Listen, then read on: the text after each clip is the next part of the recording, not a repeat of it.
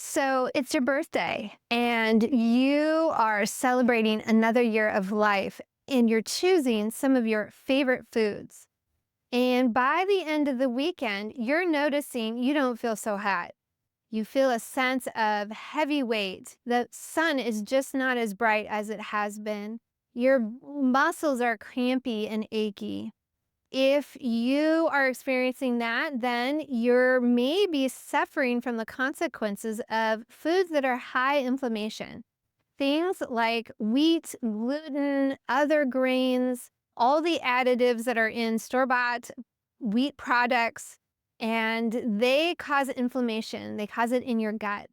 And when you get inflammation in your gut, it means that you're not going to be as likely to be able to create all of the hormones and all of the substances like serotonin, all the amino acids that help you feel good and have a balanced mental health.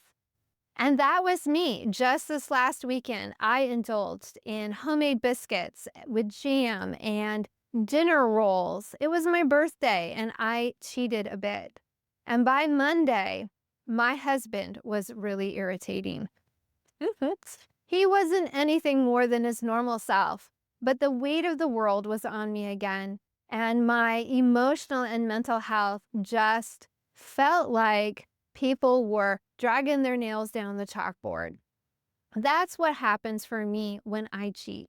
What about you? Have you noticed when you eat some of your favorite high energy foods that you get a big perk of energy, but then later you start to feel the weight and the sadness of said items?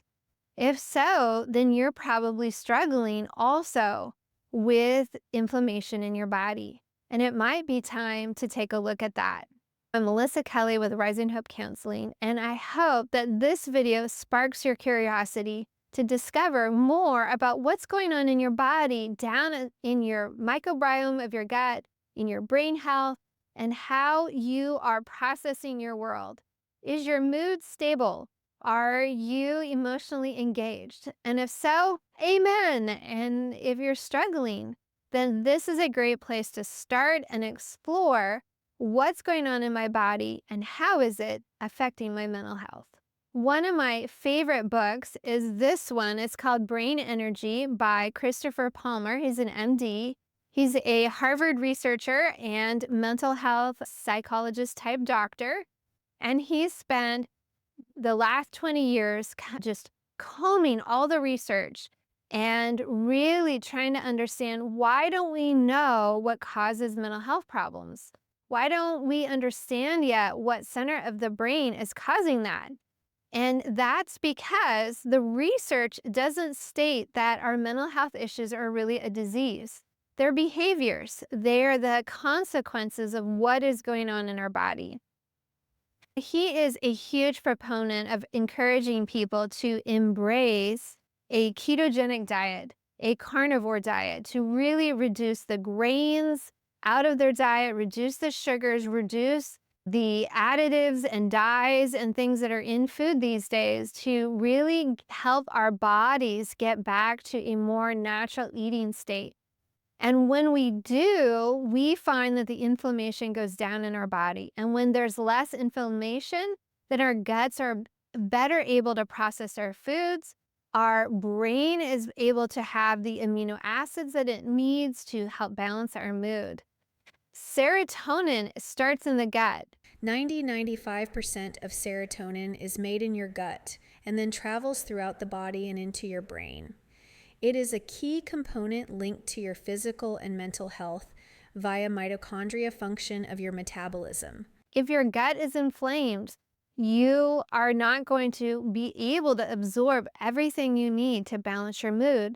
How many of you have experimented with Prozac or any other anti-anxiety and antidepressive medications? So when you take those serotonin drugs, they're going to make you feel better, right? In the short term, because your body is going to be flooded with serotonin. Now, medication is a great option, and there are lots of amazing medications that are going to help you feel better. But what about looking at the cause relationship underneath?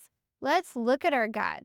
Let's explore, why do we need lithium? Why do we need different things that are going to help with our insulin spikes and our insulin sensitivity?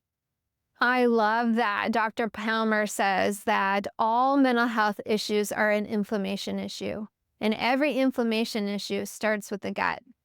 And that is a key component of understanding what's going on and helping you begin to figure out, what are you going to do for you? Now, I'm not a doctor, I'm not a nutritionist, I'm just a counselor. I help people with their mental health. And I just want to be one member of your team. I'm helping you gain a broader understanding of the research that has been released in the last 20 years that's changing the way that we look at some of the mental health disorders.